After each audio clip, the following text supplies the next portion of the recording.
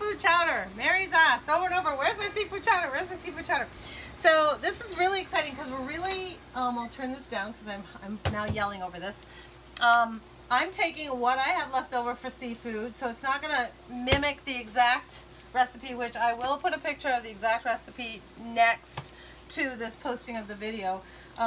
But I'm going to play with this and make it my own because I'm using stuff that's left over too. So I started out with a medium onion. It's in butter, a 1/4 cup butter on purpose. It's almost all sweated out, so I'm ready to do my, you know what I do with my garlic. Bada bing, bada boom, in it goes. And that's all set. In the meantime, the only thing that wasn't cooked was I had gotten some cod. I just put that in the oven with just salt and pepper and some garlic on it and just quickly cook that because all of the other seafood bits and pieces are already cooked. And so I couldn't go with the recipe because the recipe, after this onion part and butter, it has you put your carrots and your potatoes and your celery in, and it has you cook them for 10 minutes. All of my pieces are cooked. So I'm eliminating all that cook time because I've already done all these pieces and parts. So next thing I do is I've got the butter in here. I've got my 1/4 cup of flour, and I think I have a teaspoon. Yep, a teaspoon of Old Bay seasoning, and a 1/4 teaspoon of thyme, and it goes into here. So I'm making a roux now. If you can see what I'm doing, back into here. Come show them how I'm making the roux. You know, I put it in there and see, it's just doing what it did with the cream and mushroom soup and stuff when I was making the roux. Okay. Once that's, it says to do that for 2 to 3 minutes, but I don't think we'll need a whole 2 to 3 minutes, but that's okay. While that's doing its thing for a second, I will get some broth measured out here. So another thing, first of all, I want to stick my carrots and potatoes in here. These are pre-cooked. They're just, as you can see, just literally haphazardly cut into small pieces, shards, whatever. I'm going to put this in here. And carrots. Oh, this is where and we had corn on the cob the other day for Mother's Day, so I took everything off the cob and it's sitting right there. So I'm just going to put some corn in there as well. Just going to haphazardly break these open. You like that word? Today I do. I guess I do like haphazardly. I don't know why I never use that word. That's so uncommon for me. But today I guess it's a word. I don't know. I guess it is.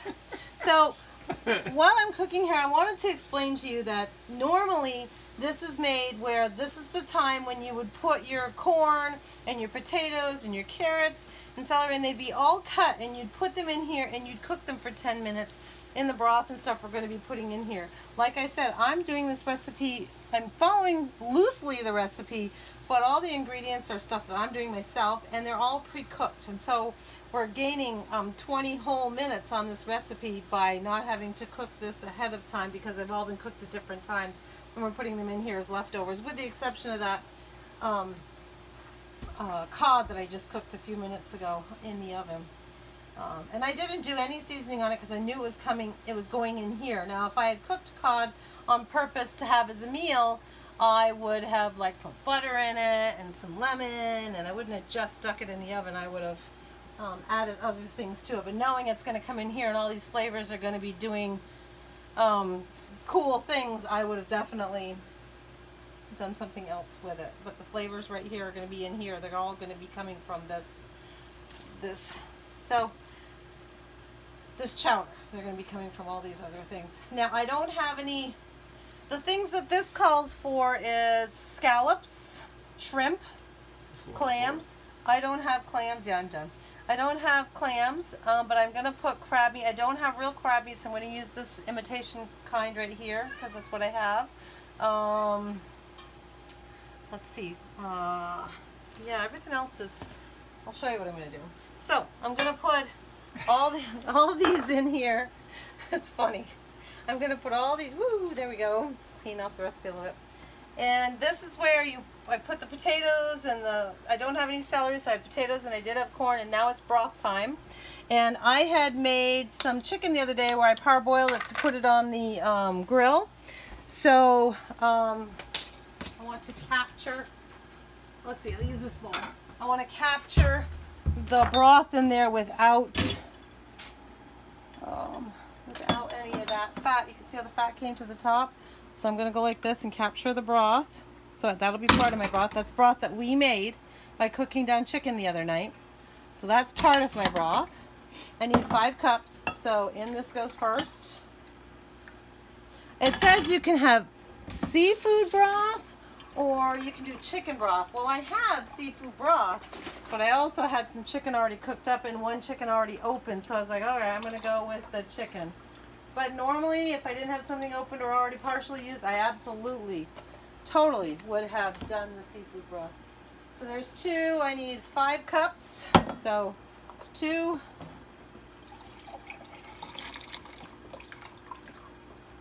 There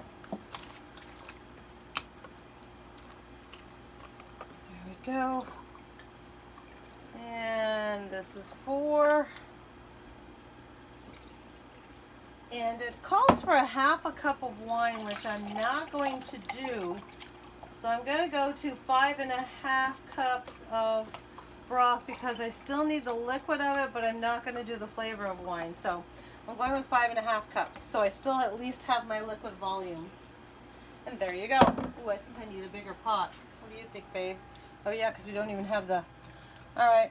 Excuse me while I do a quick transfer to another pot. That's definitely not going to be big enough. Alrighty, here we go. Didn't we do this like 2 weeks ago on something else we made? We transferred a pot in the middle. We did. Can't remember what it was now.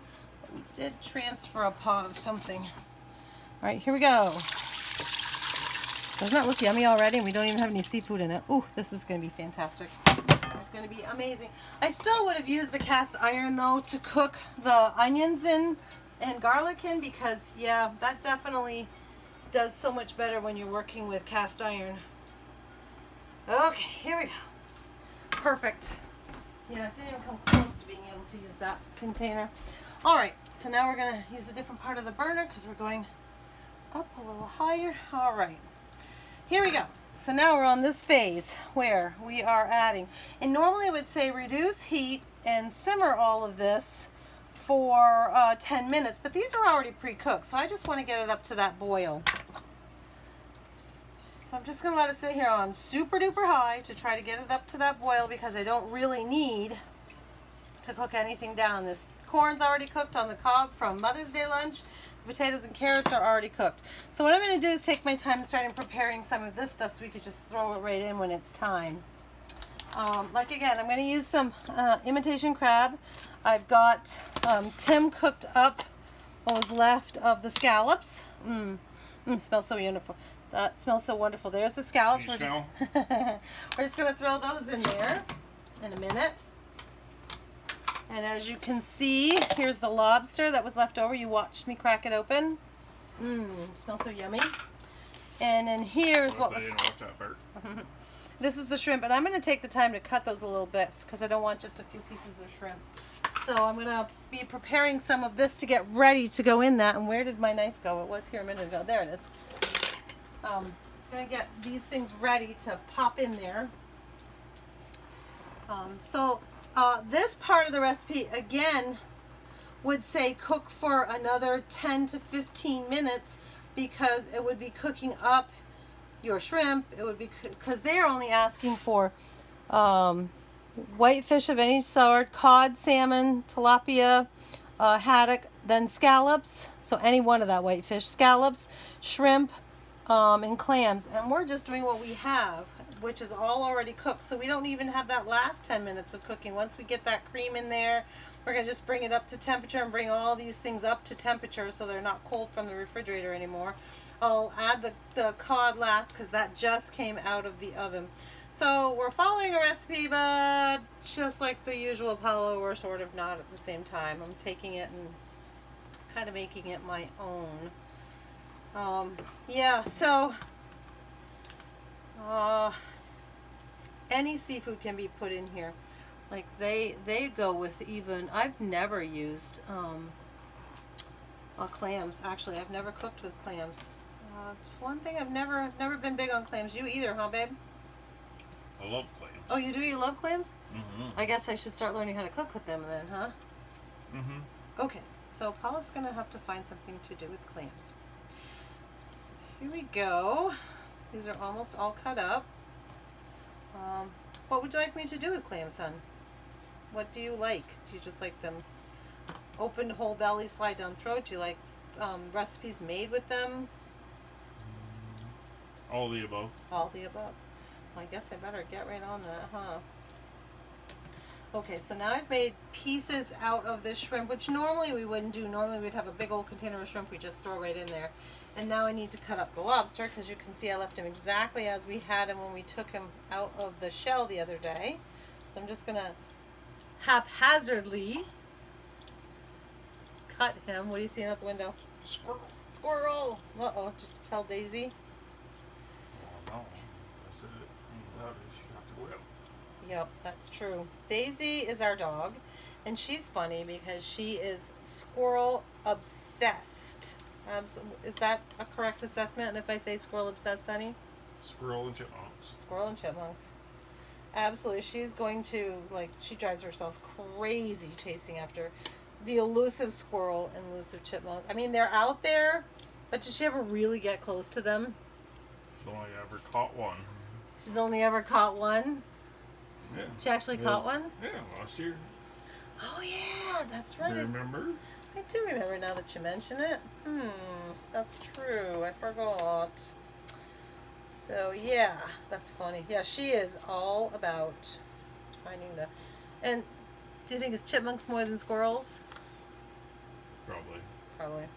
They're so cute, and they're always all, and you can hear them. We have wood all over our lawn right now because Tim was on this big remodel of well, not remodel of the barn, but remodel's the wrong word.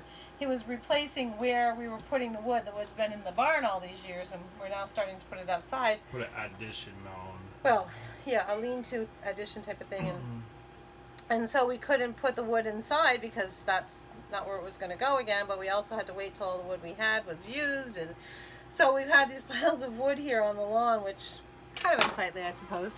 And the dog has spent forever chasing chipmunks around and through piles. Just absolutely hysterical if you could see her. Where's my towel? I don't think I gotta go get a towel. Will be right back. Check on that. Is it boiling? Starting. Okay. So that's a good spot. That means everything's brought up to heat here. All right. Oh, that looks so wonderful, doesn't it? I am going to start putting in, because we don't need to do all that cooking. Everything's already cooked. So there goes your shrimp. There goes. Ah.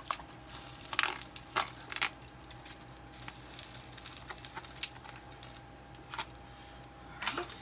There goes your lobster. Just in serious chunky pieces.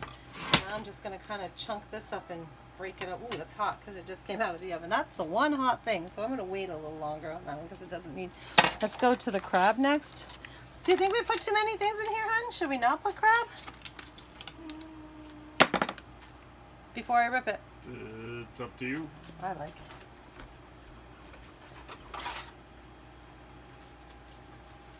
Oh, never rips like it says it's gonna because my fingers are all wet and slippery. What? There's a squirrel.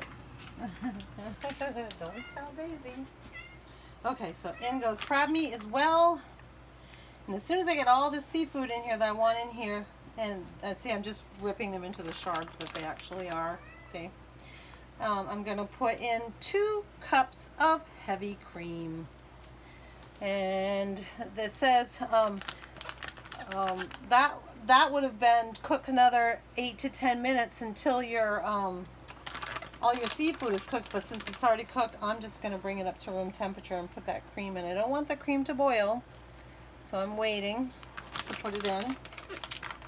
Think that's enough? Yeah, probably, right? Ratio-wise. Okay. Oh, that was a big piece right there. Should have broken it up more. Well, some of them I didn't break up that well. Okay, and now I'm going to put this cod in here. See, I'm just flaking it. That's all I'm doing. Just breaking stuff up in here. And that's what's so great. We had, different seafood things this week, as you saw. He made the, what is it you call yours? seafood Seafood Alfredo, and then the kids came over with lobsters for Mother's Day, and one thing led to another, and we ended up with quite a little stash, as you can see, of different seafood. So we waited long enough, Mary, to be able to do quite the amazing chowder. I'm going to turn that down for right now because I don't need it to boil for any reason. Okay, this is just the last piece. Ooh, this is hot. I'll have you know, guys, as I'm pulling this apart, this is warm because it just came out of the oven like 10 minutes ago. Woo! Should be using a fork. If I go like this, it'll be faster. Nope, still warm. Okay. Yesterday, when we were going to do the seafood chowder, and I know Mary was looking for it, we went on a little excursion to Georgia. Christy Morgan had bestowed a bunch of books on my mother because my mother's been in, you know, like the rest of us, in lockdown, quarantine, whatever, and not been able to get out.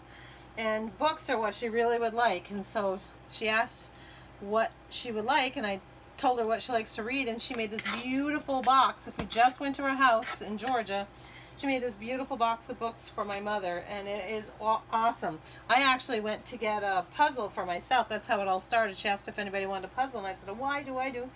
And she said, do you need anything else? She hate to have you drive all the way to Georgia just for a puzzle. I said, well, my mom could use books. Now I've decided I should let my mom use the puzzle too, and hopefully she won't lose the pieces, and when she's done with it, I'd like to have it back to try to do it myself. So that's what we did. And while we were out there, the reason for telling you this story was we just ended up, Tim was like, let's get Chinese takeout. Oh, lordy, was that good. We did Chinese takeout last night from the Eastern Dragon, and it was amazing. Okay, that's it. So I've got a little bit of fish left, and that's okay. Look at how thick that is. That is insane. And so the finish of this product is heavy cream. So we just need heavy cream now, and I believe it's 2 cups. So where did my, here it is. And this should not be boiling because there's nothing to need to cook. I just want to bring all this to room temperature now. And oops, not quite 2, but that's okay. I have another container right there.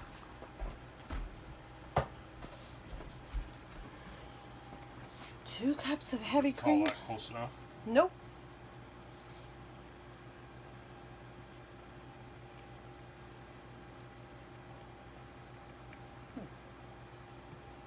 Nope, not close enough.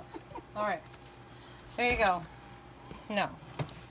And as you can see, if you want to see what's going on here, and they suggest if you want to garnish it with anything so it has more color, which I think this has beautiful color already, that you can throw in like a tablespoon of parsley. It'll add to the flavor a little bit and the color, so I guess I can go get the parsley and put it in there. And that is it. That's how easy, how absolutely amazing easy it is to make seafood chowder. That, and if you want it thicker, then you can if you're a person who really likes yours thick like the cream of mushroom was, then you can do the, where is it here? You can do the cornstarch trick. A little bit of water, like a very little bit of water, because you don't want water in here, and a tablespoon of cornstarch till it dissolves in there, and this will thicken up. Don't really need to have it thick. I don't know. Do you want it thick, Tim? Nope. Nope, because otherwise it is done. Let's take a Get out of the way. good old, see what that tastes like. See what I'm onto here. Oh yeah, that's really good. So if you want it thicker, just put the cornstarch trick together and put it in there, and it'll thicken it up rather quickly. Otherwise, it's kind of like right now the consistency of, and there is a little greasy on top, and the reason for that is because we had some. The butter. Actually, it's not the butter. Actually, it's not. It's the homemade chicken stock we did, because we took the grease out of it, but no matter how you try to take the grease out, it's still in the chicken stock itself. But I really wanted that fresh chicken stock that we had put together, because there was a lot of flavor in that from when I had cooked the chicken. So That's how easy it is. I will put the recipe verbatim up instead of trying to write it beside there. I'll actually put a picture of the recipe beside it because I did my own version of it, which is having everything cooked ahead of time and then putting it together, which takes a massively crazy, ridiculous less amount of time. But if you go by this, prep time's 10 minutes, cooking time is 10 minutes, total time a half an hour. So enjoy. Do it any way that you like, but totally enjoy. There it is, Mary. Seafood chowder. Bye.